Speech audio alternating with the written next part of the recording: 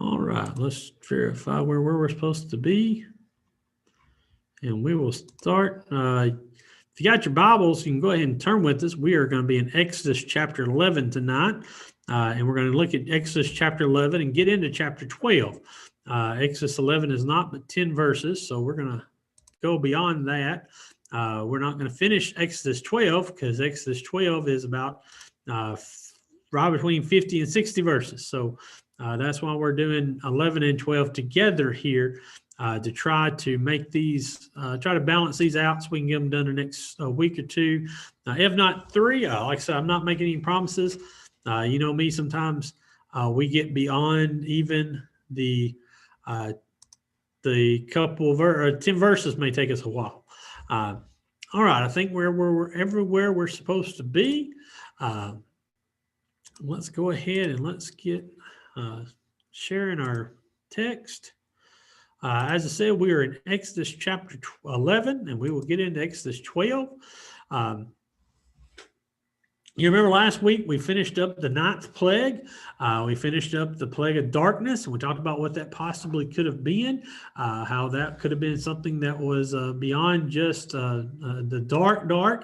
It could have been our dark as in the absence of light. It could have also been dark as in a sandstorm that was so severe.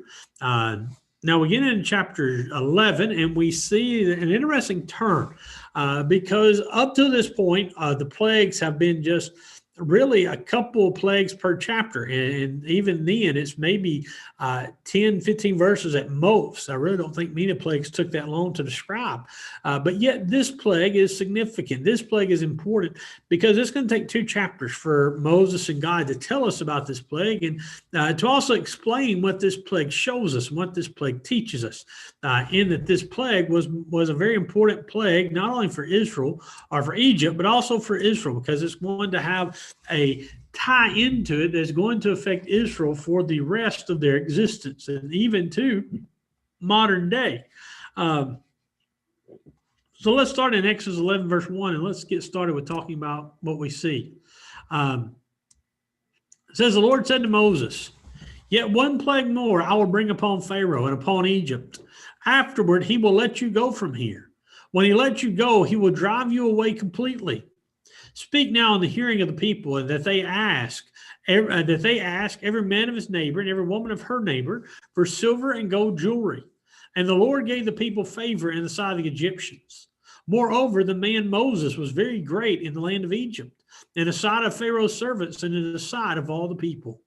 So let's talk about these first 3 verses. You notice again, God comes to Moses and speaks to Moses, and he says, basically tells Moses, get ready. We're at the crescendo. We're at the upper level.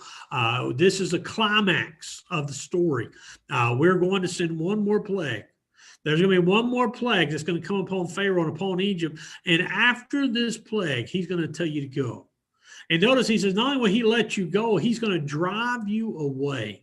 He's going to tell you to get out, and he's going to force you to get out. He's going to make you flee his country. And this gives us some insight into just how severe and how terrible this plague is compared to those other 9. You know, those other 9 were pretty significant plagues. But yet this is the one that's going to be the one that breaks the camel's back as far as that singing goes. This is going to be the one that's going to push him over the edge. And so he says in verse 2, he says, this is what you've got to do. He says, I want you to tell the people of Israel, speaking their hearing, that they can ask every man of his neighbor and every woman of her neighbor, that they ask for silver and gold. And what they're going to do is, we're told here, they're going to plunder Egypt. They're going to plunder Egypt, and they're going to take away these things. And some people have looked at these verses and have looked at how these verses describe this and later what they do and how it's described. And they raise up an ethical question and say, well, how is this right of Israel to do this? Why would God have Israel rob Egypt of their goods when they haven't done anything to earn those goods? Well, one of the explanations I think is the easiest to understand here is the idea that basically what Israel's going to get from Egypt is what Israel was owed. It's what Israel was owed for their service. As being servants, as being slaves, and being so mistreated, they were owed money. They were owed recompense for what they went through, and now they're going to get it.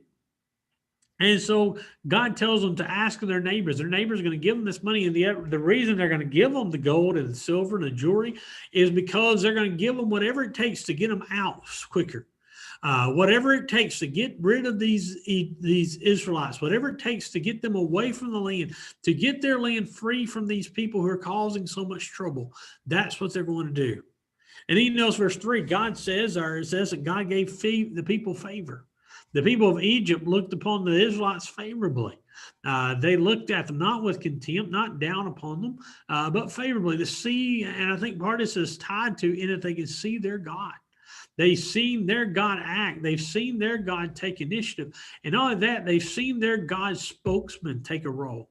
They've seen their God's spokesman stand up and do something, and their God has proven who he is.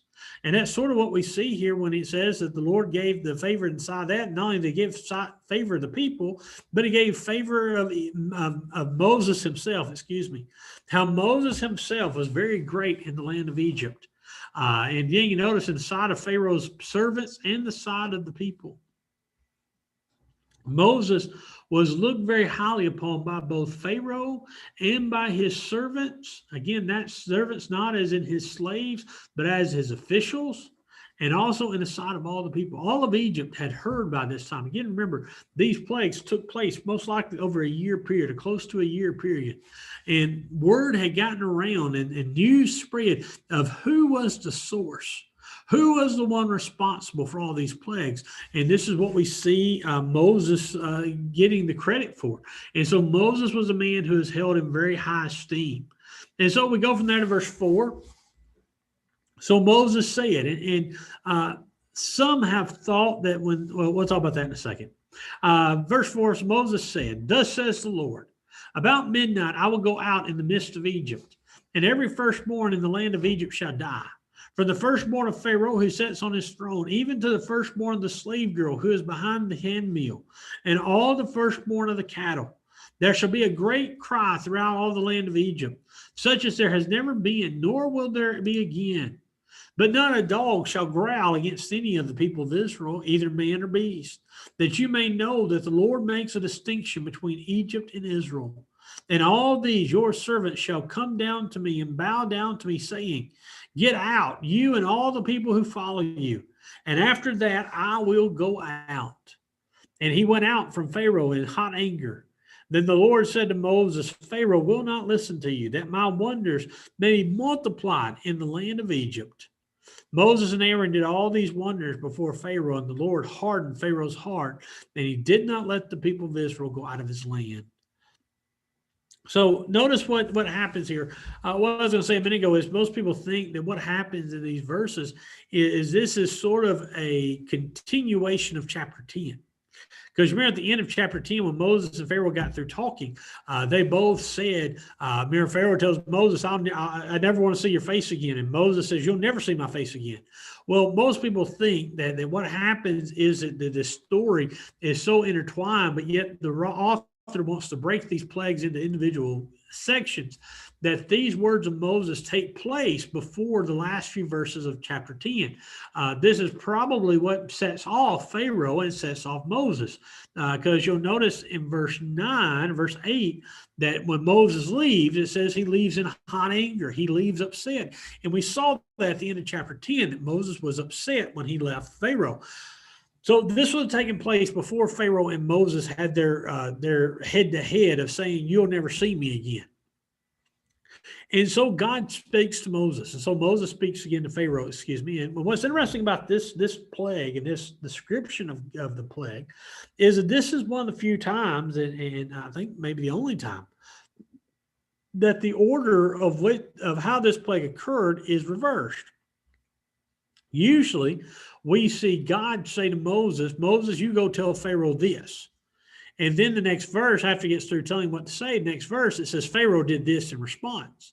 Meaning that God tells Moses what to do, and then we have to assume that Moses told Pharaoh what God said, and then we see Pharaoh's reaction. In this case, we don't see God telling Moses, go say this.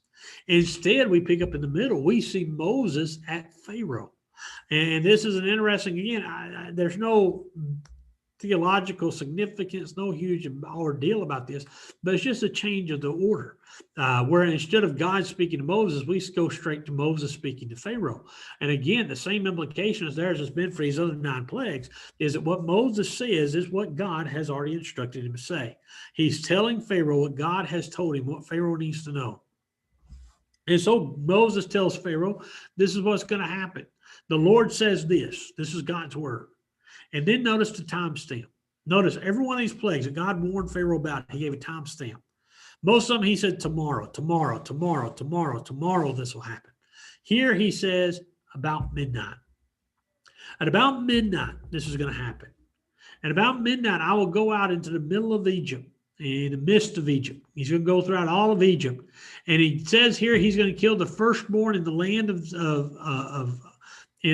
Egypt. And the firstborn here is not necessarily firstborn order, but as the firstborn male.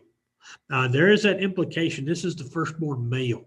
And the reason for that is because the firstborn male is pretty significant. We've seen that in the book of Genesis, how important that firstborn right was. Remember Jacob and Esau, how they argued and fought, and Jacob swindled Esau to get that title of firstborn because it was important. Because the firstborn was a place of significance. It was a place of importance in their society, and not just in Israelite society, in all of ancient world. What God says basically here when he says, I'm going to kill the firstborn in the land of Egypt, the firstborn of Pharaoh who sits on the throne, he tells Pharaoh he's going to kill the prince of Egypt. He says the prince of Egypt is going to die. The son that is supposed to take your place is going to die at about midnight. This is going to happen. And he says this is going to happen in every household. In every household in Egypt. From the throne to the lowest servant. That's that description, he says, even to the firstborn of the slave girl who sits behind the handmill. The handmill was a millstone that was used for grain, that was viewed in Egypt as being the lowest, lowliest job a slave could have. It was a job that the lowliest of slaves and prisoners had to endure. Now, what it was they had 2 stones. One stone that was flat and sort of at a 15-degree angle that had a little bit of a slope to it. The other was another rock that was a little bit, not as big as the bottom stone, but it was a significant rock that they would hold in their hands. And they would take grain and they would lay it on top of the flat rock. And they would take the rock in their hands. They had to push it down on the rock, on the grain, and have to just rub it back and forth and keep doing that until they tore all the kernels out.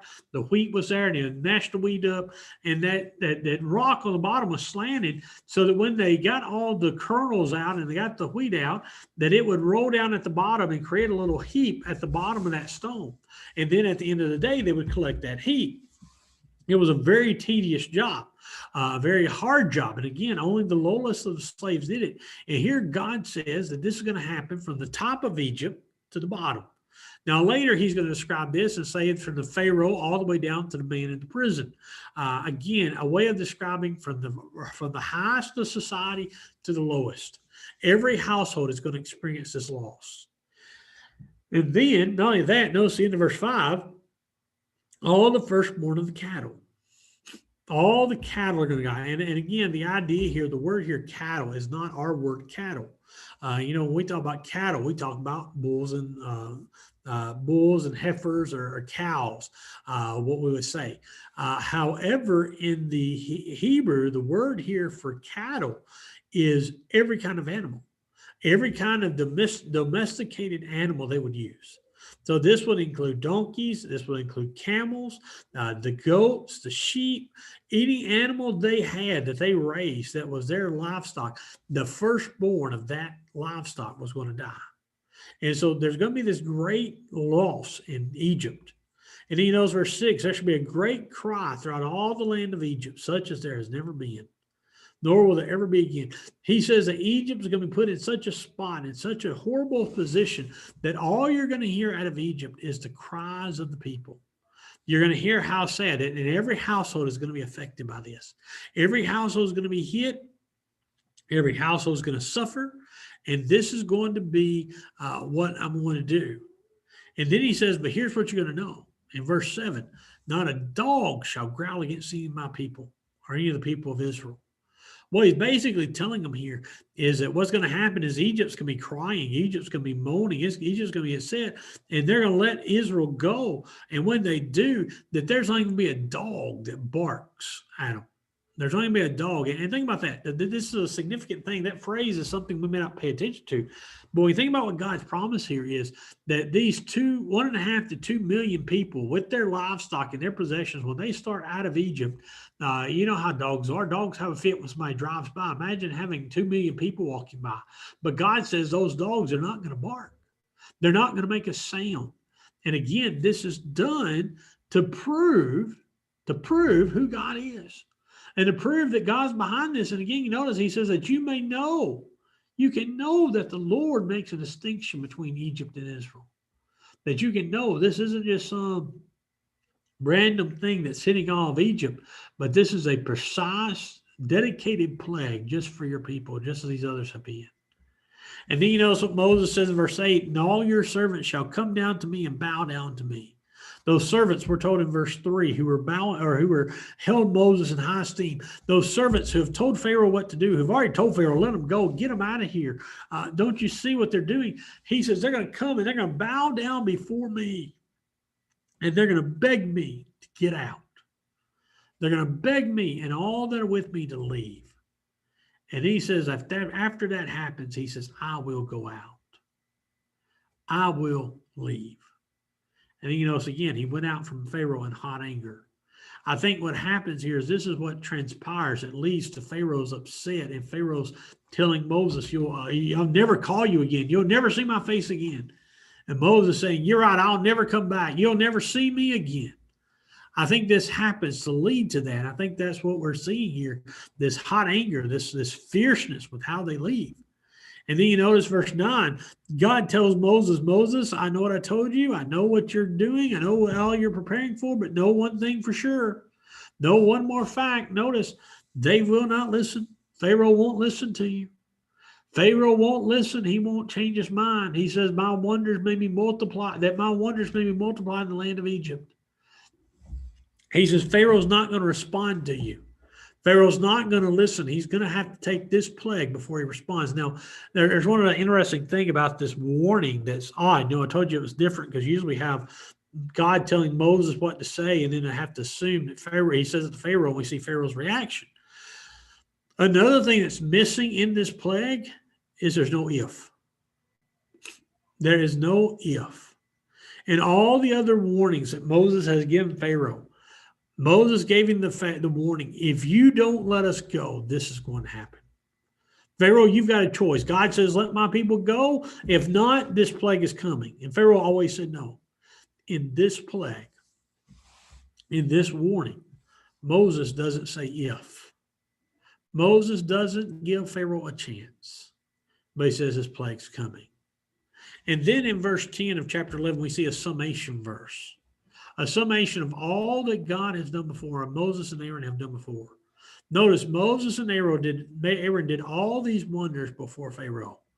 And the Lord hardened Pharaoh's heart, and he did not let the people of Israel go out of his land. So here again, Moses and Aaron have done all these things, these 9 plagues, the sign that was given before, the snake and the staff.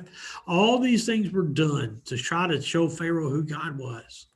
But again, notice the Lord hardened his heart. Now, that doesn't mean, again, that God, and I hate to keep hounding this home, it doesn't mean that God made Pharaoh make the decision. What it means is that God allowed him to. God allowed Pharaoh to be influenced where this was his right course of action. He gave Pharaoh the option. Pharaoh just took his selfish position. Pharaoh didn't want to admit that another God was greater than he was. Another man was greater than he was. And so God used that to teach Pharaoh a very important lesson. Now, when we go to chapter 12, we're going to notice the first probably 20 verses or so. I think we can cover that. If not, we'll stop where we can. Because Exodus 12 begins to tell us about the preparation for this plague. Because for the first time, for Israel to avoid this plague, they've got to do something. Israel has to respond. And this is what they have to do. Verse 1. The Lord said to Moses and Aaron in the land of Egypt, This month shall be for you the beginning of months. It shall be the first month of the year for you. Tell all the congregation of Israel that on the 10th day of this month, every man shall take a lamb according to their father's houses, a lamb for a household. And if the household is too small for a lamb, then he and his nearest neighbor shall take according to the number of persons. According to what each can eat, you shall make your count for the lamb. Your lamb shall be without blemish, a male a year old. You may take it from the sheep or from the goats. And you shall keep it until the 14th day of this month, when the whole assembly of the congregation of Israel shall kill their lambs at twilight. Now, let's go back and let's talk about the beginning part of this verse. God goes to Moses and Aaron and says, okay, here's what's going to happen. Your calendar is going to change. Your calendar is going to change in that you're going to start dating things. You're dating your months from this month. This is the first month of your year. And this is not unusual. It's not unusual for people to count time from significant events, especially it refers to religion. You look at it. We do the very same thing today. You look at our years. You have BC, which means before Christ, and AD, which means the year of our Lord. Meaning that starts at 0 when he was born. The Muslims, some of the Muslims keep their years by when Muhammad made his great flee or his great attack. So this is not unusual for people to date things. And even in our society, we still do it today, do we not? We celebrate July 4th. Why? Because that's our Independence Day. That's when we became a nation. This is what God is telling Israel. You're going to become a nation. This is your celebration, and therefore you start every year by remembering this month. And then you're going to remember this month for a special time. Notice he says on the 10th day of the first month, you're going to take a lamb.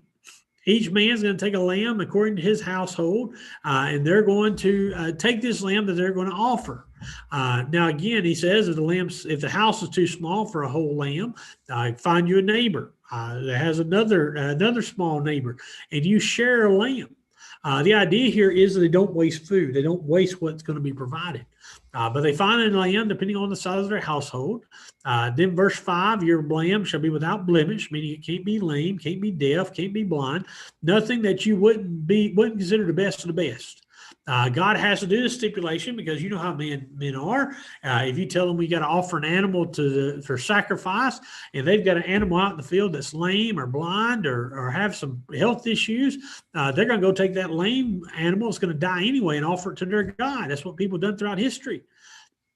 God says, no, he says, you got to have one without blemish. You got to have one that is perfect health, one that is a year old. It has to be a year old and has to have matured to that point.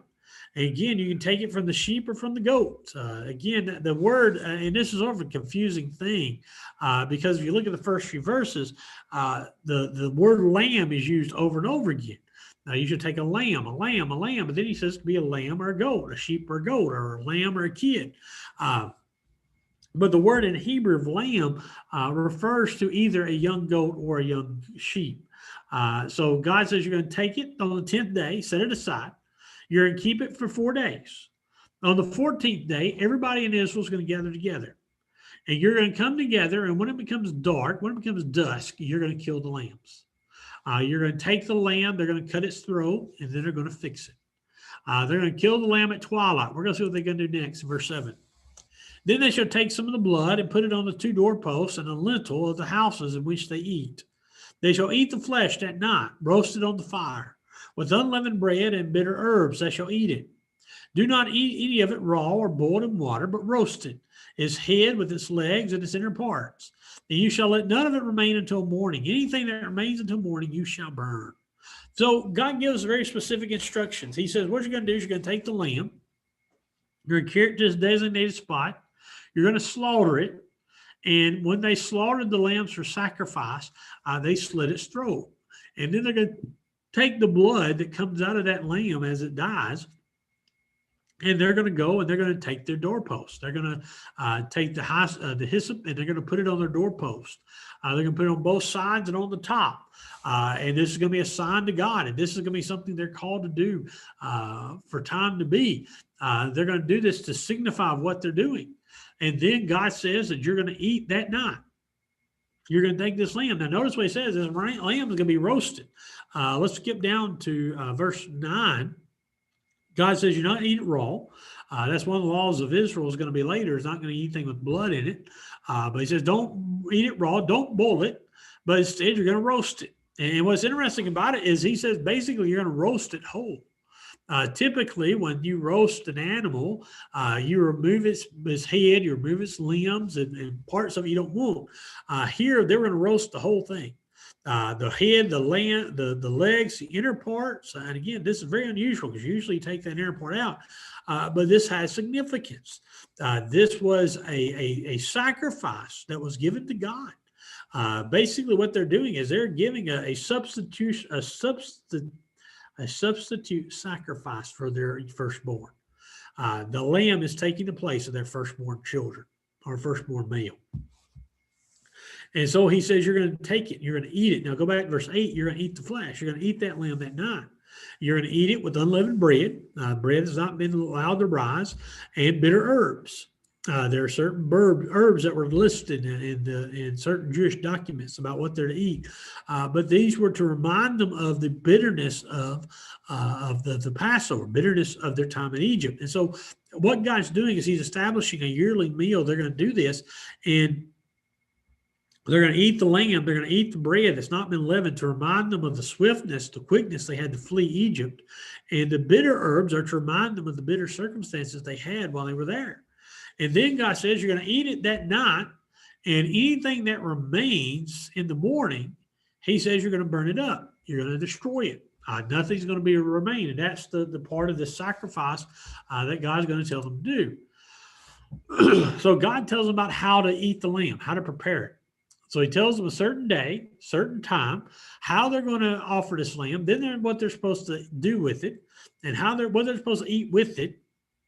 Now he tells them this is how you're going to eat it. When you eat, sit this way. Notice, pick back up verse 11. In this manner you shall eat it, with your belt fastened, your sandals on your feet, and your staff in your hand. You shall eat it in haste. It is the Lord's Passover. For I will pass through the land of Egypt that night, and I will strike all the firstborn in the land of Egypt, both man and beast. And on all the gods of Egypt I will execute judgments. I am the Lord. The blood shall be a sign for you on the houses where you are. And when I see the blood, I will pass over you, and no plague shall befall you to destroy you when I strike the land of Egypt. And so God says that knowing that you're going to eat with a certain way, you're going to eat in this manner. You're going to eat with your belt fastened. Now, the idea of belt fastened or your loins girded is you're getting ready to go. In the ancient world, you would have these cloaks. You'd have an inner tunic. You would have a cloak you wore on the outside. You would have a belt on that cloak. Well, those cloaks would go down to the floor. They were very long. If you had to move in a hurry, what you would do is you would gird up your loins, or you would fasten your belt. What you would do is you'd take part of that garment, you would pick it up and you would shove it into your belt so your robe wasn't as far down, and you can freely move your legs if you had to walk a distance or if you had to run. So God says you're going to wear you're going to tuck your cloak in, you're going to get your feet ready to run, you're going to have your shoes on, you're going to eat dressed, and you're going to have your staff in your hand. And again, the word staff here is not the staff the word staff that's been used to describe Moses and Aaron's staff, a special staff, but a walking staff. You're going to have this staff with you, and you shall eat in haste. You're going to eat without delay. You're going to eat it quickly. And he says this is the Lord's Passover. And so here we have this introduction of this first Jewish feast that we're going to see, and that is the Passover. And God says the Passover is named very fitting for what he does. He says, because that night I will pass through the land of Egypt. He says, I'm going to go through Egypt, and I'm going to strike down all the firstborn in the land of Egypt, both man and beast. And then he says, on all the gods of Egypt I will execute judgments. I am the Lord. Basically what God is saying is God's going to show Egypt that their gods are nothing. Their gods are useless in his sight. They're useless in trying to stop him or slow him down, that he's going to end their gods. And one of their biggest gods is Pharaoh. And here God's going to take away the firstborn of Pharaoh, the next Pharaoh in line. There's going to be a major blow to Pharaoh and the Egyptian religion. And then God says, what you're going to do is put the blood on your doorpost. And when I pass through, he says, I'm going to know. I will know who you are. And then I will let no plague befall you. I won't send the destroyer in. I will pass over you and go to the next house. And he says, I'll do this when I strike the land of Egypt. And then he says in verse 14, and verse 14 through 20, where we're going to finish tonight, he's going to talk about what they're supposed to do with this as a memorial, what they're to do to remember this day. Verse 14, this day shall be for you a memorial day. You shall keep it as a feast to the Lord throughout your generations. As a statute forever, you shall keep it as a feast. 7 days you shall eat unleavened bread. On the first day you shall remove leaven out of your houses. For if anyone eats what is leavened from the first day until the seventh day, that person shall be cut off from Israel. On the first day you shall hold a holy assembly, and on the seventh day a holy assembly. No work shall be done on those days, but what everyone needs to eat. That alone may be prepared by you. And you shall observe the feast of unleavened bread, for on this very day I brought your host out of the land of Egypt. Therefore you shall observe this day throughout your generations as a statute forever. And the first month, on the 14th day of the month at evening, you shall eat unleavened bread until the 21st day of the month at evening. For 7 days no leaven is to be found in your houses. If anyone eats what is leavened, that person will be cut off from the congregation of Israel, whether he is a sojourner or native of the land. You shall eat nothing leavened in all your dwelling places. You shall eat unleavened bread. So God's going to repeat. You notice these ideas. God's going to repeat over and over again what he wants them to do. He's going to tell them this day, the Passover, is going to be a day of memorial for you. You're going to keep this as a feast. It's going to be a yearly feast they're going to keep for God. There's going to be 3 major feasts that they're going to do where they got to go to Jerusalem for. One of them is Passover. And God says you're going to keep this as a statute. Your generation are going to do this. And what he's going to tell them later is you're going to pass down this story. Every Passover, you're going to gather your kids together. You're going to tell them about all that I have done in Egypt, all that I have done, all the plagues that I have seen, and how I delivered you from the hand of the Egyptians. And to remember that, he says you're going to eat unleavened bread. And notice what he says. He says that this is how strict God is about this. You're going to take the leaven out of your houses. The first day, the day of Passover, you're going to take all the leaven out of your houses. And for 7 days, a week, you're not have any leaven in your bread. And if you do have any leaven or you eat any leaven, he says you shall be cut off from Israel. You're going to be exiled. You're going to be rejected. No longer are you going to be viewed as a faithful Jew. And that's going to cut you off from your family inheritance. This is a major thing to threaten, to cut these people off. They're not subject to his promises. They're not subject to the physical blessings. They're not supposed to be looked upon favorably by their family. This is a major thing. And this is why God's going to repeat this twice in this short passage. And God says, when you have this feast, on the first day, you're going to have a holy assembly. And then on the 7th day, you're going to have a holy assembly.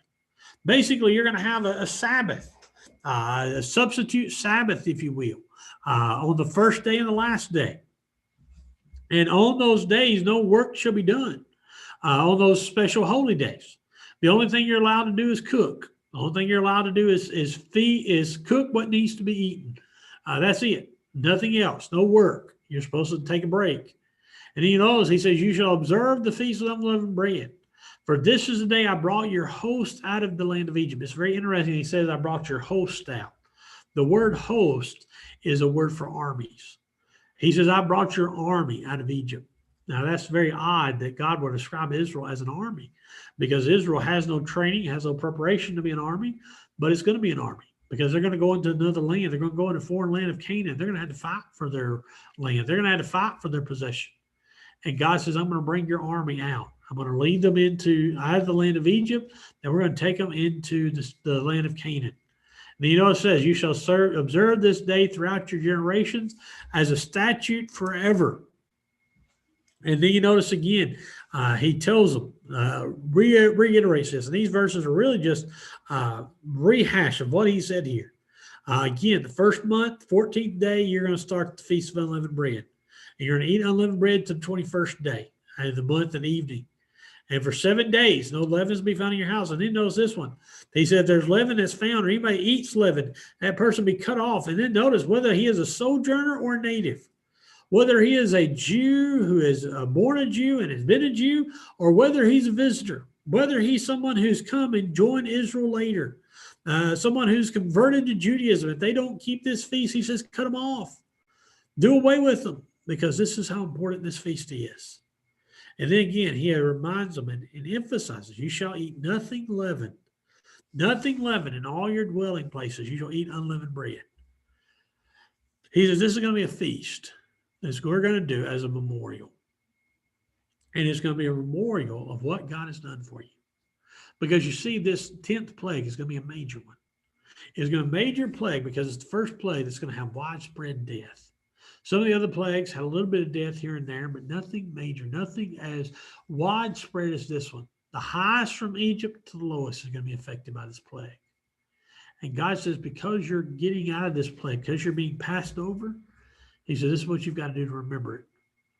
You've got to offer this lamb that's going to take the place of your firstborn. This lamb that fulfills what you would have lost in this plague if you weren't my people. And then you're going to remember what I've done for you. You're going to remember what has happened. Well, why is that important? When we look at our world around us, how important is it for people to remember where they came from, to remember what they went through? Because if we don't remember what we went through, we don't remember what we've endured, we're doomed to repeat it. We're doomed to turn away and go back into those evil ways. And God's people are even worse than this, because they're not even go back and repeating history. They're going to go back and turning away from God. God says, remember this. Now, the sad thing about this is that we're going to read there's times in Israel's history when Israel doesn't keep the Passover like they're supposed to. Jews don't keep the Feast of Unleavened Bread. Now, real quickly, this feast usually happens in March and April. And the reason that's sort of significant to us is you remember in the New Testament, Jesus is crucified on the Passover. He's crucified on the Passover. And so that's why when we celebrate Easter, we have that Easter day. That's why Easter moves. Easter jumps between March and April. Well, that's because our calendar is different than the Israelites' calendar. The Israelites didn't have a solar calendar. They had a lunar calendar. Their year was a little shorter than ours. And so that's what Easter ties to, is Easter ties to when the Passover is. As a matter of fact, if you look at your calendar, when you look at Easter, you'll see that it'll have in there too, Passover will happen sometime during that week. And again, for simplicity, they put Easter on the nearest Sunday. But this was the beginning of that. And that, again, plays into what we know. We're going to see it more next week as we continue the study. That plays into the sacrifice of Jesus, because he was the offering of God, the sacrifice. Paul will say he is our Passover lamb, the one that allows us and our sins to be passed over by God, to not suffer death because of our sins. And so that's why this is very important to understand this plague, to understand what this plague was and what God sets into motion that will be fulfilled hundreds of years later by his son, and what it does to affect us. But for tonight, we got through verse 20. That's as far as we wanted to go. We're going to stop right there. I appreciate everyone joining in with us tonight. I know we're on another night. If it's been for you like it has been for me, it's been a very odd day trying to remember that we had class tonight. I appreciate everybody working with us with that. We've done that again so everybody can have Thanksgiving with their family. We hope everyone has a good Thanksgiving. Tomorrow we will post a devotional. We just didn't get to it today. We'll post a short devotional for those who are interested in it. It will go up on our Facebook and YouTube. Also remember tomorrow, the family of Robert Coker, his funeral will be tomorrow. His visitation will be at 12. His funeral will be at 1 o'clock. That will all be at Center. So remember them in your prayers as they go forward, and remember all those who are getting ready for this holiday that have lost loved ones. So we hope that everyone is doing the best you can. We hope that you're getting ready to celebrate a good Thanksgiving. Again, if there's anything we can do for you, please let us know. But if not, we're going to end our class right there. Again, I appreciate those who've joined us online, and we hope